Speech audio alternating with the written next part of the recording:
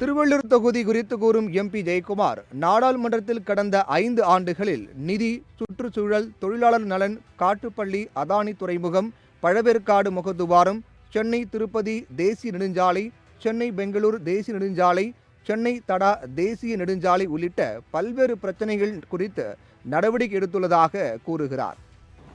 சென்னை பெங்களூரு செல்லுகின்ற நெடுஞ்சாலை பூந்தமல்லி வழியாக, சென்னை திருச்சி செல்லுகின்ற நெடுஞ்சாலை செங்கல்பட்டு வழியாக, சென்னை மாதவரம் வழியாக தடாஸ் வழியாக செல்லுகின்ற நெடுஞ்சாலை கிழக்கு கடற்கரை சாலை.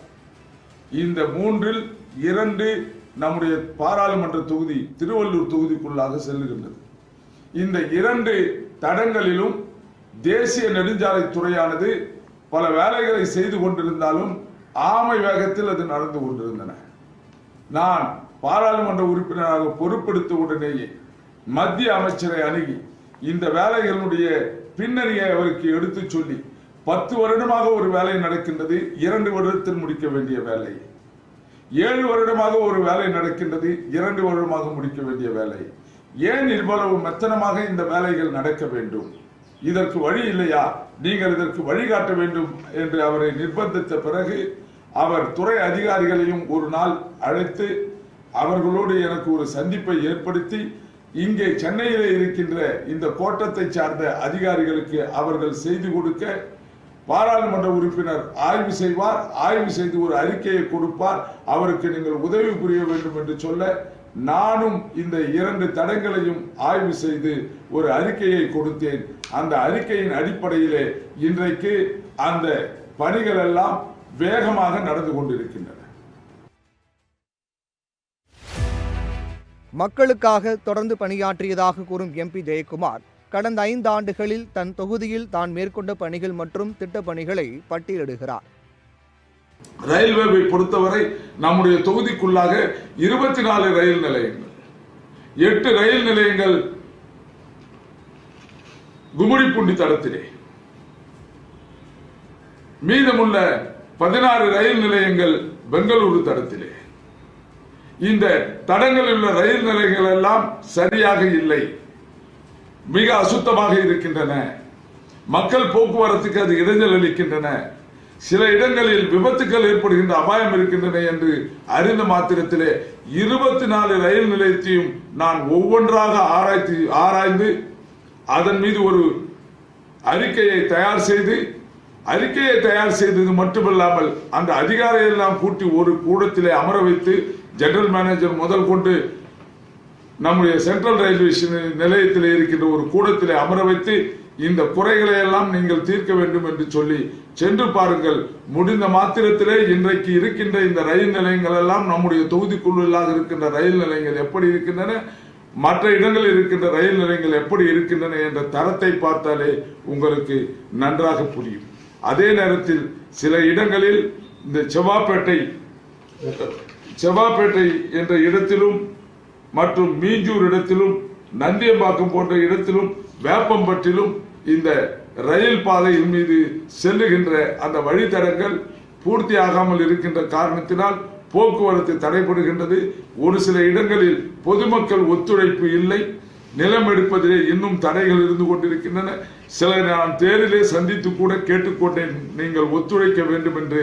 அவையும் இப்பொழுது செயல்படுத்துகின்ற நிலைக்கு வந்திருக்கின்றன. விரைவில் இவைகள் நடத்தப்படும், செய்யப்படும் என்ற உத்தரவாதத்தை நான் இதுவரையில் செய்ய முடிக்கின்ற அளவுக்கு அந்த வேலைகளை எல்லாம் கொண்டு வந்து நாம் விட்டிருக்கின்றோம். தான் எம்பியாக பொறுப்பேற்ற உடனே தேசிய நெடுஞ்சாலை பணிகளை வேகப்படுத்தினேன் என கூறும் எம்பி ஜெயக்குமார், போக்குவரத்து நெரிசலை குறைக்க பல்வேறு நடவடிக்கைகள் எடுத்ததாகவும் 12 ஆண்டுகளாக நடக்காமல் இருந்த மீஞ்சூர் திருப்பாலைவனம் சாலை பணிகளை 30 கோடி நிதி ஒதுக்கீடு செய்து அதை முடிக்க செய்தேன் என தெரிவித்தார். கிழக்கு கடற்கரை சாலை எடுத்துக்கொண்டால் தடாவு பகுதியாக செல்லுகின்ற சாலை பெரும்பாலும் அன்றைய நிலையிலே 5 ஆண்டுகளுக்கு முன்பு 1-2 அந்த பிளைஓவர்கள் தான் கட்டப்பட்டிருந்தன. மற்றவையெல்லாம் ஆரம்ப கட்டத்திலேயும் பாதியிலே நின்று போயும் மக்கள் பக்கத்திலே போடப்பட்டிருக்கின்ற அந்த குறுக்கு சாலையிலே சென்று அவதிப்பட்டு கொண்டிருந்தார்கள். அங்கே போக்குவரத்து மிகவும் நெரிசலான முறையில் பாதிக்கப்பட்டிருந்தது. அவற்றையும் இன்றைக்கு சரி செய்து இன்றைக்கு கிழக்கு கடற்கரை சாலை ஓரளவுக்கு இன்றைக்கு அங்கு நெரிசல் இல்லாமல் சென்று கொண்டிருக்கின்றது. ஒன்று. இரண்டாவது, ஆனால் அந்த நெரிசலை தவிர்ப்பதற்கு இந்த சாலை போதாது. ஏனென்றால் அந்த பகுதியிலே மிகப்பெரிய தொழிற்சாலைகள் எல்லாம் வந்திருக்கின்றன. ஆந்திராவுக்கு கப்பல் வழியாக செல்ல வேண்டிய பொருட்கள் எல்லாம் சென்னை துறைமுகத்தில் இருந்து செல்ல வேண்டி இருக்கின்றன. நீண்ட கேரியர்ஸ் லோடு எடுத்துக் கொண்டிருந்த அந்த லாங் ட்ரக், நீண்ட ட்ரக்குகள் எல்லாம் செல்லுகின்ற காரணத்தினால் போக்குவரத்து அதிகமாக தடைபடுகின்றது, மக்கள் அவதிப்படுகின்றார்கள். எனவே உடனேயே நான் மத்திய அமைச்சரிடம் சொன்னேன், இந்த வேலை போதாது, இந்த சாலை போதாது, குறைந்தபட்சம் நீங்கள் மாதவரம் பஸ் டிப்போவில் இருந்து தடா வரை 12 கிலோமீட்டருக்கு நீங்கள் உயர்மட்ட சாலை அமைக்க வேண்டும் என்று சொன்னேன். அதற்காக வேண்டிய துவக்கப்பட்டு அதற்கு திட்டம் தயாரிக்கப்பட்டு வெவ்வேறு நிபுணர்கள் எல்லாம் அதற்கு செய்ய வேண்டியதெல்லாம் செய்து இன்றைய நாள் வரை 1970 கோடி ரூபாயிலே 1970 கோடி ரூபாயிலே அந்த சாலை அமைக்கப்பட இருக்கின்றது. அத்தனையும் செய்யப்பட்டுள்ளது. குடிநீர் பிரச்சனையை தீர்க்க பல்வேறு திட்ட பணிகளை செய்தேன் என கூறும் எம்பி ஜெயக்குமார், அனைத்து வீடுகளுக்கும் வீட்டுக்கு ஒரு குடிநீர் குழாய் அமைத்து நடவடிக்கை எடுத்தேன் என்றும் 10 தடுப்பணைகள் ரூபாய் 100 கோடி செலவில் கட்டினேன் எனவும் மத்திய அரசு போதிய நிதி ஒதுக்கவில்லை என்றாலும் அதையும் சமாளித்து பணிகளை செய்தேன் என தெரிவிக்கிறார். குறிப்பாக குடிநீர், குப்பை அகற்றுதல், பட்டா வாங்கி கொடுத்தல், இது போன்று பல பிரச்சனைகள் மக்களுக்கு. அவர்கள் நேரிலே வந்து பாராளுமன்ற உறுப்பினர், சட்டமன்ற உறுப்பினரையோ மற்ற அதிகாரிகளையோ எளிதில் சந்தித்து பேசக்கூடிய நிலையிலே இல்லை. அவர்கள் இருக்கின்ற இடத்திற்கு நாம் செல்ல வேண்டும் என்ற ஒரு திட்டத்தை வகுத்து மக்கள் தேவை அறிதல் என்ற தலைப்பை கொடுத்து எனக்கு இருந்த 72 பஞ்சாயத்துக்களையும் 2 முறை வலம் வந்திருக்கின்றேன். வலம் வருவது என்றால் ஒவ்வொரு பஞ்சாயத்திற்கும் செல்வது, முன்கூட்டியே அறிவிப்பது, எல்லா அந்த தொகுதியை சார்ந்த அதிகாரிகளை அழைத்து சென்று செய்வது என்று அது ஒரு பெரிய வெற்றிகரமான ஒரு திட்டமாக எனக்கு அமைந்தது. அதே போன்று இங்கு வந்த நிலையிலும் பல பேர் 23 லட்சம் வாக்காளர்களை கொண்ட ஒரு தொகுதி, 6 சட்டமன்ற தொகுதி, பல ஒன்றியங்கள், நகராட்சிகள், இப்படி பல அமைப்புகளை கொண்ட இந்த தொகுதி. இங்கே குறை கேட்பது என்பது அவ்வளவு எளிதல்ல. இருந்தாலும் அங்கே பஞ்சாயத்து அளவிலே, ஊராட்சி மன்ற அளவிலே குறை கேட்டேன். இங்கே இதற்கு தேவைகள் அறிவதற்காக ஒவ்வொரு ஒன்றியத்திற்கும் சென்று பிடிஓ அலுவலகத்திலே அமர்ந்து நான் செல்லுகின்ற நாளை 1 வாரத்திற்கு முன்பாகவே மக்களுக்கு அறிவித்து சுவரொட்டிகள் ஒட்டி, எம்பி இங்கே அதிகாரிகளோடு வருகின்றார், உங்கள் குறைகளை வந்து சொல்லுங்கள், அப்பொழுதே அது தீர்த்து வைக்கப்படும் என்று மக்களுக்கு எடுத்து சொல்லி ஒவ்வொரு பிடிஓ அலுவலகத்துக்கும் சென்று அங்கே அமர்ந்து இரவு 10 மணி வரை கூட அந்த வேலையை செய்திருக்கின்றோம். நாங்கள் மனுக்களை பெறுவது, உரிய அதிகாரிகளிடம் கொடுப்பது, அத்தனை துறை அதிகாரிகளும் ஒத்துழைத்தார்கள்.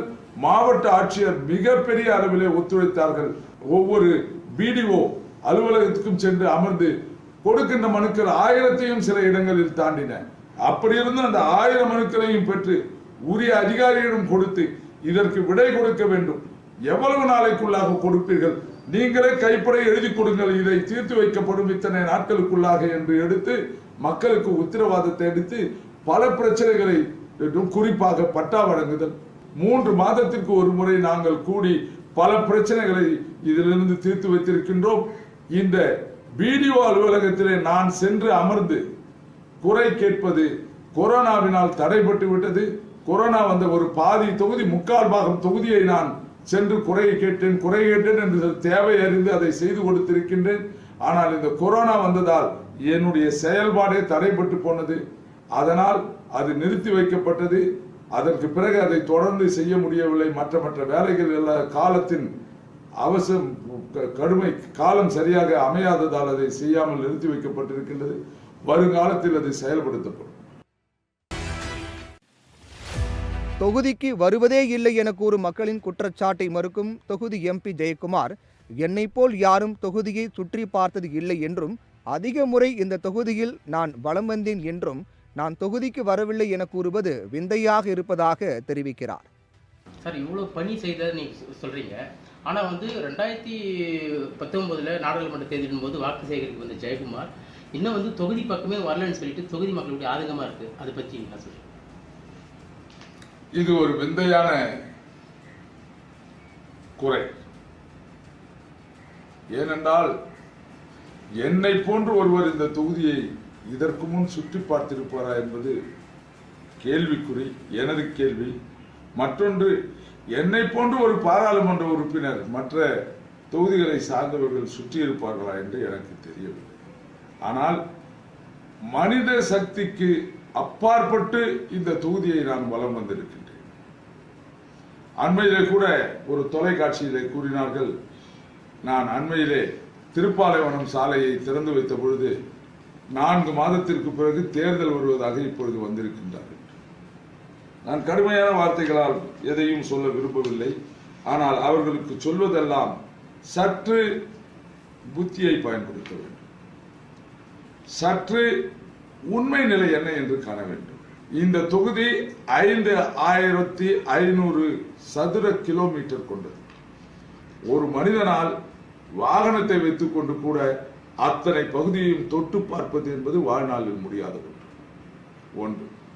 இரண்டாவது, இந்த தொகுதியினுடைய பரப்பளவுக்கு மேலாக 23 லட்சம் வாக்காளர்கள் பரவி இருக்கின்ற தொகுதியை அத்தனை சாலைகளிலும் என்னுடைய வண்டியை ஓட்ட முடியுமா என்பது எனக்கு சந்தேகம் தான். 2019 ஆண்டிலே மொத்த நாட்கள் 223, மொத்த நாட்களே அதில் 223 நாளும் நான் தொகுதியில் இருந்திருக்கின்றேன். சொல்லுங்கள், இல்லை என்று சொல்லுங்கள், வாதத்திற்கு வாருங்கள், எங்கே என்னை சந்திக்க வேண்டும் என்று சொல்லுங்கள், இருந்த இடத்தை சொல்லுகின்றேன், யாரிடம் இருந்தேன் என்று சொல்லுகின்றேன், எந்த பாராளுமன்ற உறுப்பினர் என்னோடு இருந்தார் என்று சொல்லுகின்றேன், எந்த சட்டமன்ற உறுப்பினர் இருந்தார் என்று சொல்லுகின்றேன், எந்த ஒன்றிய தலைவரை சந்தித்தேன் என்று சொல்லுகின்றேன், எந்த பஞ்சாயத்து தலைவரை சந்தித்தேன் என்று சொல்லுகின்றேன். ஆக 2019 100க்கு 100 நான் தொகுதியில் இருந்திருக்கின்றேன்.